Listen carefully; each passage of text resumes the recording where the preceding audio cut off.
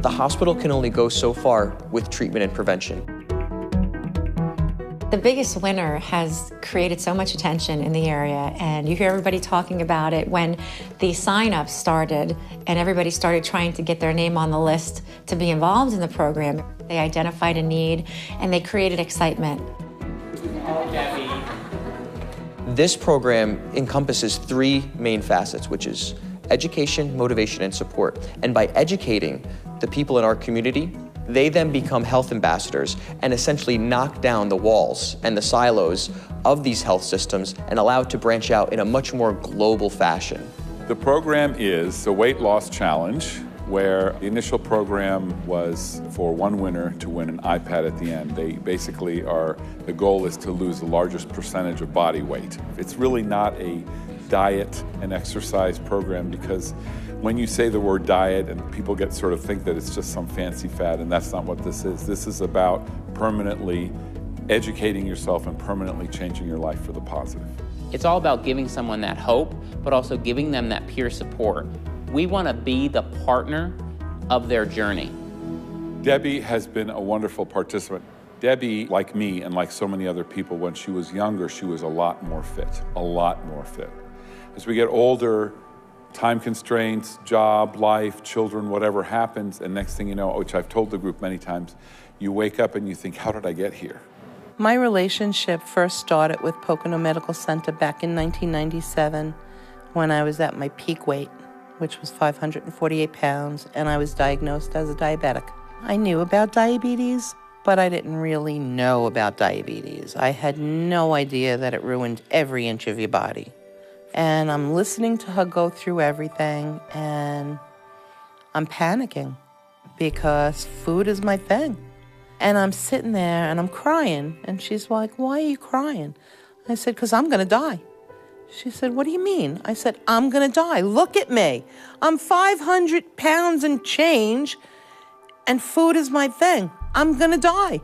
I'm dying. I'm killing myself. I'm dead." She said, "No, you're not. You see how you are? You're scared to death. You're going to do this." So many people struggle with their weight, and I think that it's important that people gain knowledge to take care of themselves in the best way that they possibly can. And what we're trying to do is to give people back their sense of self-respect and self-love. And then we give them the knowledge, the nutritional knowledge, the exercise knowledge to maintain a healthy weight and maintain a healthy lifestyle. The more you clearly visualize a future for yourself, the more you kind of like a bullet move towards that target. My very first goal was just to lose weight again, because I had been 548 pounds and I lost 298 pounds. I was down to 250. And then I developed polymyalgia rheumatica, and I had to go on steroids for 3 years. And between insulin and steroids, I put on 106 pounds, and I was starting to get panicky that I was going back there again. And this program opened 2 weeks after I was finally weaned off the steroids. So it came at like the perfect time for me. When we come in here and we talk to them, we're not talking to them because we're getting paid to talk to them. We're talking to them because we recognize them as people who need help. And we're gonna help them in any way, shape, or form.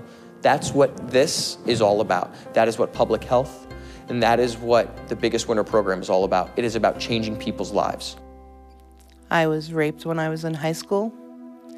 And prior to that, I was very athletic. I was a ballerina. I did softball, field hockey, swim team, volleyball, you name it, I did it. I loved it. And after I got raped, I ate like a pig because I felt that I was safe in my fat. And intellectually, I know that's not true, but it didn't matter. And every time I tried to lose weight, as soon as people started noticing it and saying stuff, I would eat double-fisted because I was terrified.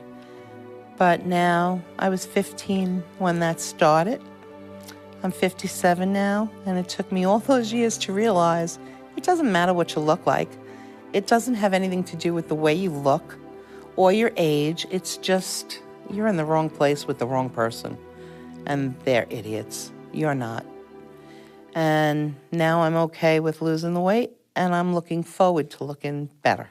When you give someone the power and they learn that they have the power to make their change in their lives themselves, they realize that, they gain more self-confidence and more self-respect to continue their life and maybe teach others.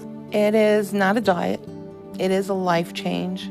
And that's, I think, the most important thing that they're teaching us.